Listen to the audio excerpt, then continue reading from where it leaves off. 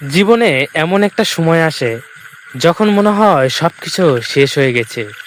চারপাশে মানুষ আছে, কিন্তু নিজের ভিতরে একটা ভয়ানক একাকিত্ব কাজ করে।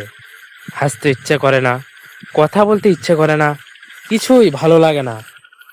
তুমি শুধু চুপ করে থাকো আর ভাবো, আমি আসলে কি করছি জীবনে, আমার ভবিষ্যৎ কোথায়। হয়তো তুমি অনেক কষ্ট করেছো, দিনের পর দিন, রাতের পর রাত, কিন্তু কোনো ফল পাওনি।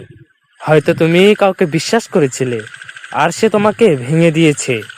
হয়তো পরিবার, সমাজ, সবাই তোমার কাছে কিছু আশা করে, কিন্তু তুমি নিজেই জানো না তুমি কি চাও।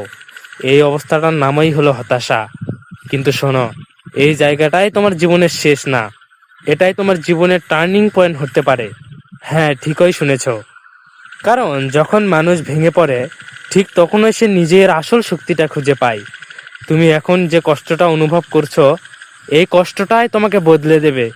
তুমি এখন থেমে গেছো, কিন্তু তুমি শেষ হয়ে যাওনি। একটা কথা মনে রাখো, আল্লাহ কখনো কাউকে অকারণে কষ্ট দেন না। তোমার জীবনে যা কিছু হচ্ছে, সব কিছুর পিছনে একটা কারণ আছে। হয়তো আল্লাহ তোমাকে এমন কিছু থেকে বাঁচাচ্ছেন যা তুমি এখনো বুঝতে পারছো না। হয়তো তিনি তোমাকে আরো শক্তিশালী বানাতে চান। হয়তো তিনি তোমার জন্য এমন কিছু প্রস্তুত করে রেখেছেন যা তুমি কল্পনাও করতে পারো না। কিন্তু সমস্যা হলো, আমরা অপেক্ষা করতে পারি না।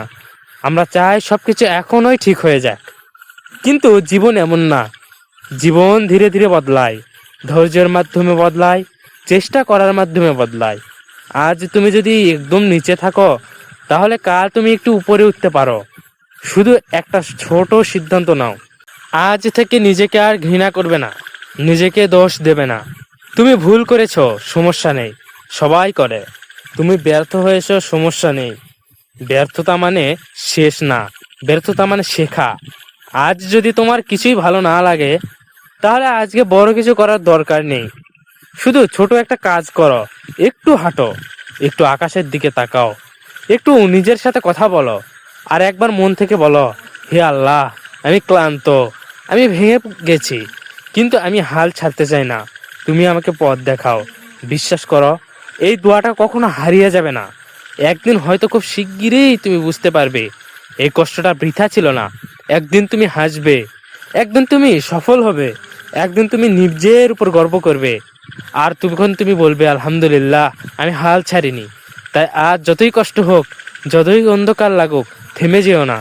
ধীরে হলেও এগিয়ে যাও, কারণ তোমার গল্প এখনো শেষ হয়নি।